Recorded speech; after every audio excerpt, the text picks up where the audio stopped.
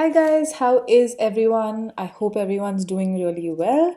I'm back again with another COVID update, which is about the new COVID drug, which is the wonder drug for COVID, 2DG, which you may or may not have heard about by now.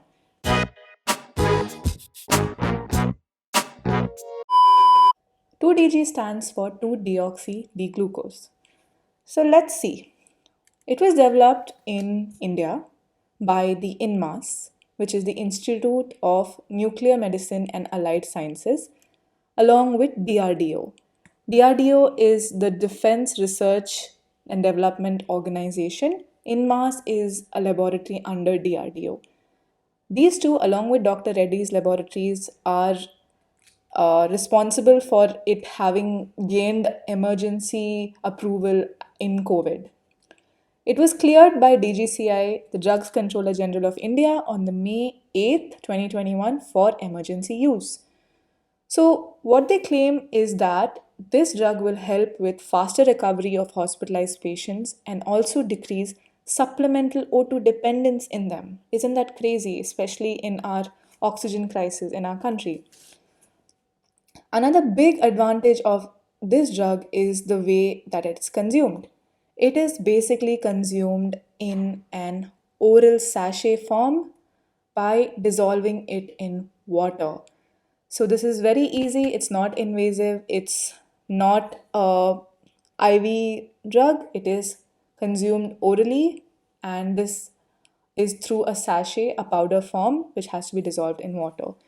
So, what makes this drug unique is its characteristic feature of being accumulated only in viral infected cells. That means it doesn't affect normal cells and it prevents virus growth in these viral affected cells.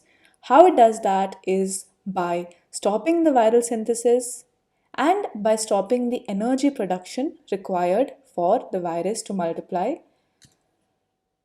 So let's briefly look at the molecular structure of 2DG. Don't leave my video yet, even I'm not a huge fan of biochemistry or my molecular biology, but this is just something basic that we need to understand to see the uses and stuff like that about 2DG. So 2DG is more or less a glucose molecule, but in 2DG, in the second carbon place, instead of a hydroxyl group, it's replaced by a hydrogen. So, what this does to 2DG is that a normal glucose molecule can undergo glycolysis, but 2DG cannot undergo glycolysis. So, whenever it enters a cell, it gets accumulated. So, this feature of 2DG is very, very unique. And is this a new drug? No, it's not. It's being used in cancer research for years. That was also being investigated by the INMAS DRDO. They found that it enhances the cellular damage and cell death, which is already caused by ionizing radiation, in the treatment of malignant tumor. So it enhances the radiation damage in cells which have very high glycolysis, like cancer cells. I'm sure by now everyone knows that cancer cells multiply very fast, they're very proliferative, and they have a property of accumulating glucose in it, which is why you can understand if 2DG enters a proliferative cell, since it cannot undergo glycolysis, it's going to get accumulated in that cell. Anyhow, more than 200 trials are currently ongoing and it hasn't been approved. So, why did it gain emergency approval for COVID alone? Let's look into that. Let's see how glycolysis really takes place in a normal differentiated tissue or a normal cell. In the absence of oxygen, everybody knows that glucose forms lactate in the absence of O2. So, in the absence of O2, glucose undergoes glycolysis, it forms pyruvate, it forms lactate. This is anaerobic glycolysis, and that yields only 2 ATP. Let's see in contrast in the presence of oxygen. In the presence of oxygen, glucose again forms pyruvate by glycolysis, but now within the mitochondria, the pyruvate is preferentially converted into carbon dioxide in the presence of oxygen and not lactate. It's preferentially converted into carbon dioxide by oxidative phosphorylation, and this yields a whopping 36 molecules of ATP.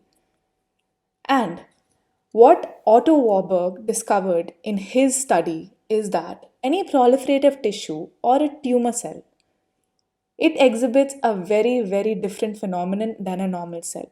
In a normal tissue, glucose in the absence of oxygen forms preferentially lactate. In the presence of oxygen, undergoes oxidative phosphorylation.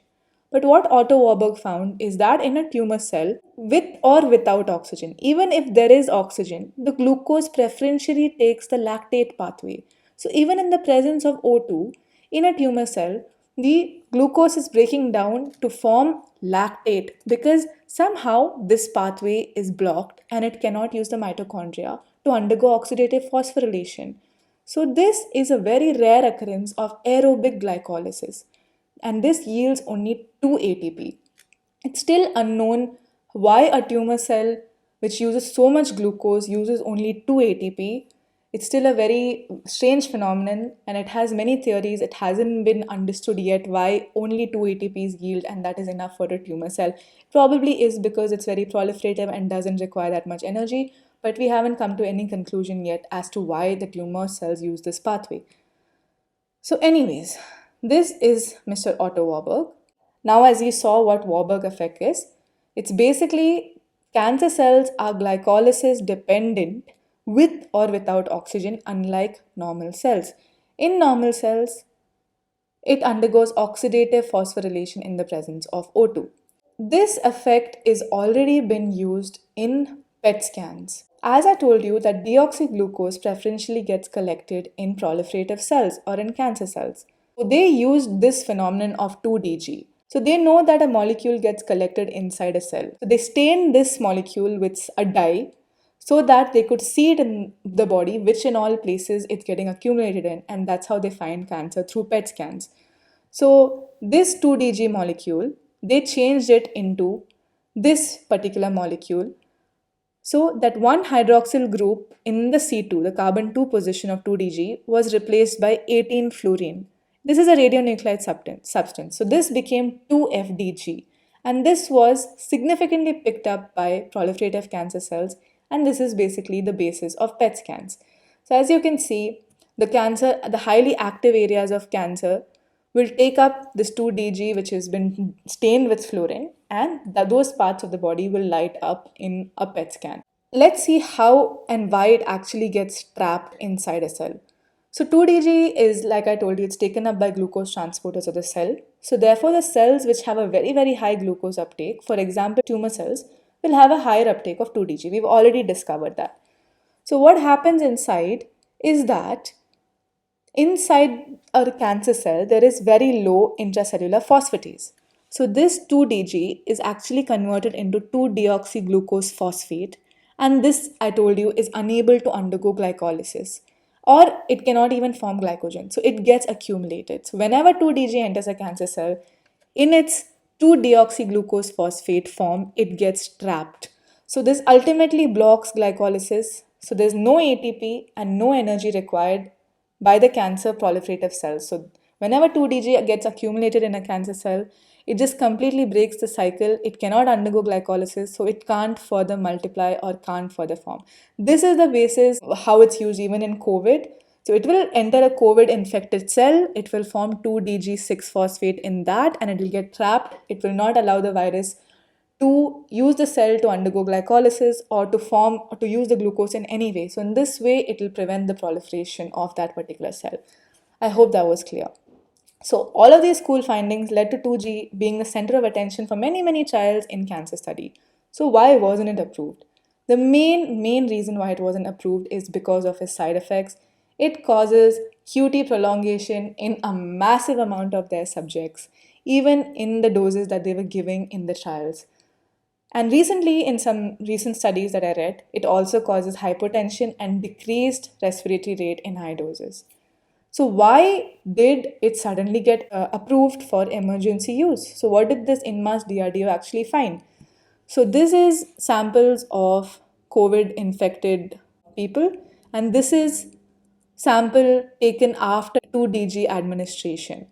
They found that after giving 2DG on the first day, by the third day of admission, the patient was significantly lesser dependent on O2, and the multiplication of the virus in the lung was significantly reduced.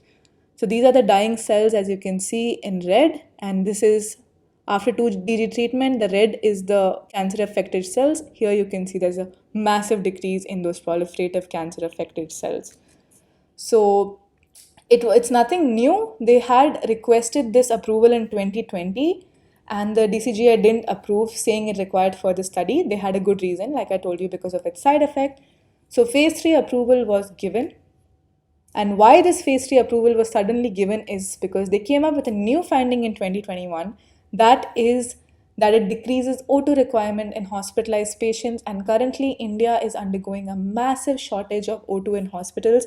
So that's why this particular finding gave them an emergency approval.